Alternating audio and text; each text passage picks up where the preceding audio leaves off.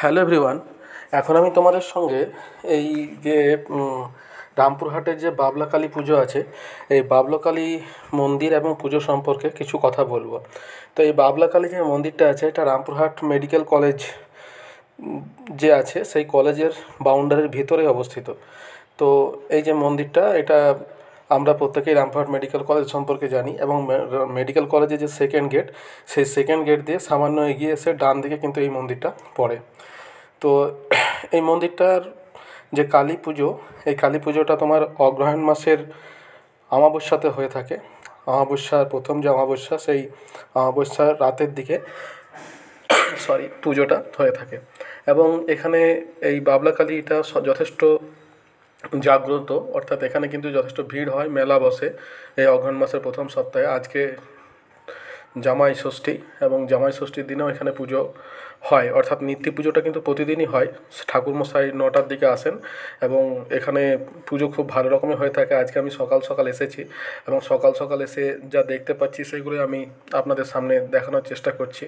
এটা হচ্ছে এই যে পিছনের দিকে যে একটা লিঙ্গ আছে, এখানে একটা গাছ আছে, এগুলো প্রথমে ফাঁকাই ছিল, এখন বর্তমানে এটাকে ঘর করে খুব সুন্দর করে সাজানো হয়েছে।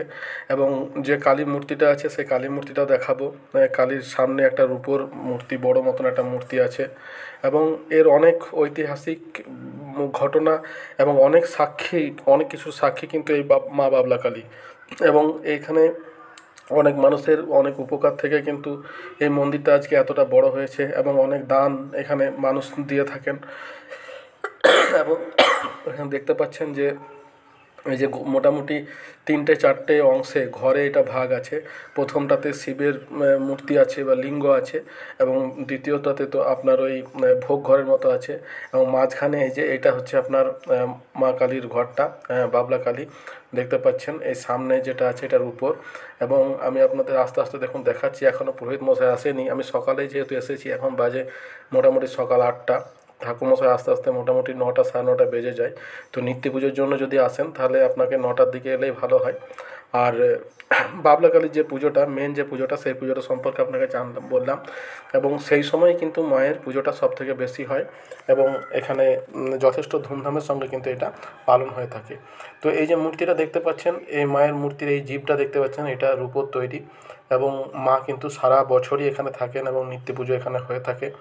এবং দেখুন আস্তে আস্তে আমি আপনাদের দেখাচ্ছি, এই যে উপর থেকে নিচ পর্যন্ত, এবং এই সামনে এইটা যে দেখতে পাচ্ছেন, এটা পুরোপুরি রূপোর তৈরি, বুঝতে পেরেছেন তো?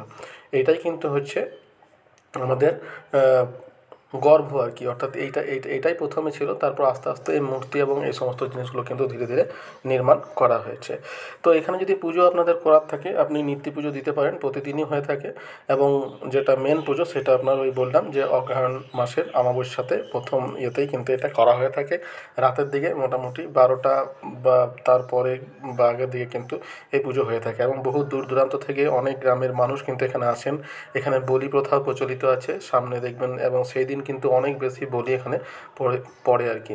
আর এর পাশেই দেখতে পাচ্ছেন, এটা জল খাওয়ার ব্যবস্থা আছে। এটা হচ্ছে নিউট্রিশন বিল্ডিং, মেডিকেল কলেজের নিউট্রিশন বিল্ডিং, এবং এখানে দেখতে পাচ্ছেন অ্যাকোয়াগার্ড লাগানো আছে, মানে পানীয় জলের সুবিধার জন্যই দেখতে পাচ্ছেন।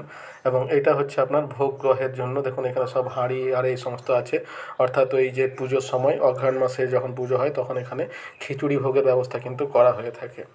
তো দেখো বন্ধুরা, আমি যতটা পারলাম এখানে দেখানোর চেষ্টা করলাম। এখান থেকে সামনেই তারাপীঠ মন্দির, যেটা একটা আপনার সতীপীঠের মধ্যে একটা পীঠ, এবং এই মন্দিরটাও কিন্তু আমাদের রামপুরহাটবাসীর কাছে এটা যথেষ্ট গুরুত্বপূর্ণ। এবং তারাপীঠ সম্পর্কে তো প্রত্যেকেই জানে, দূর দূরান্তের মানুষ কিন্তু জানে। আর এই বাবলা কালী মন্দিরটা কিন্তু আমাদের কাছে গুরুত্বপূর্ণ, এবং আপনারাও যদি বাইরে থেকে এখানে এসে দেখতে চান তো দেখতে পারেন। তাহলে দেখুন এতটা পর্যন্তই আমি এটা সম্পর্কে আপনাদের ধারণা দিলাম। যদি আমার ভিডিওটা আপনাদের ভালো লেগে থাকে তাহলে একটা লাইক দেবেন, শেয়ার করবেন, আর সাবস্ক্রাইব করবেন চ্যানেলটা। দেখুন পুরোহিত মশাই চলে এসেছে, আজকে যদিও এখনও পর্যন্ত 9টা বাজেনি। জামাই ষষ্ঠীর জন্য আজকে আগে চলে এসেছে, এবং ভিড় অত্যধিক বেশি হবে ধীরে ধীরে। আমি সকাল সকাল এসে আছি, এবং পুরোহিত মশাই যেহেতু আগেই চলে এসেছে, তাই আমার পুজোটা কিন্তু আগেই হয়ে গেল, এবং আমি আপনাদের দেখাবো আস্তে আস্তে ভিড়টা কিন্তু বেড়ে যাচ্ছে, এবং এত বেশি ভিড় হবে যে শেষ পর্যন্ত লাইন পাওয়াটাও কিন্তু মুশকিল হয়ে যায়, এত ভিড় হয় এখানে। আর পরিবেশটা খুবই মনোরম, যেহেতু মেডিকেল কলেজের একটা সাইডে, অর্থাৎ মেডিকেল কলেজ একটা সাইডে আর এটাও একটা সাইডে, আর বিল্ডিংয়ের মধ্যেই, অর্থাৎ মেডিকেল কলেজের ক্যাম্পাসের মধ্যেই সেকেন্ড গেট দিয়ে আপনাকে আসতে হবে এবং এখানে বাবলা কালী মন্দির বললে কিন্তু আপনারা পাবেন। তো দেখুন কীরকম খুব তাড়াতাড়ির মধ্যে ভিড়ও বেড়ে গেল, অনেকেই এসে ফিরে গেল যেহেতু 9টায় সময়। আর আমি যেহেতু ওয়েট করেছিলাম তাই ঠাকুরহিত মশাই এসে আমি কিন্তু পুজো দেওয়ার সুযোগটা আগে আগে পেয়ে গেলাম। তাহলে এতদূর পর্যন্তই আপনারা দেখতে পারেন এবং এখানকার যে মনোরম দৃশ্য এটা উপভোগ করতে পারেন। দেখা হচ্ছে পরের ভিডিওতে। ভালো থাকবেন, সুস্থ থাকবেন, ধন্যবাদ।